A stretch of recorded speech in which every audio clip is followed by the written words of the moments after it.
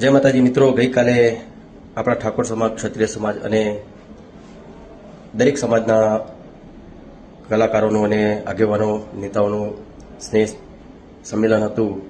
ત્યાં મેં એક બે વાક્યો એવા બોલ્યા હતા કે ભાઈ કલાકારો દારૂના સોંગ ગાય છે તો એને તમે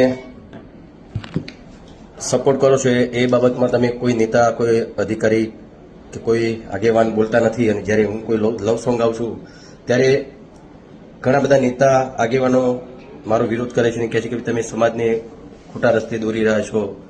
તો એટલા માટે મેં ત્યાં હું બોલ્યો હતો કે જે લોકો દારૂના આવા સોંગ બનાવી રહ્યા છે તો એમને પણ તમે કેમ ટકોર નથી કરતા.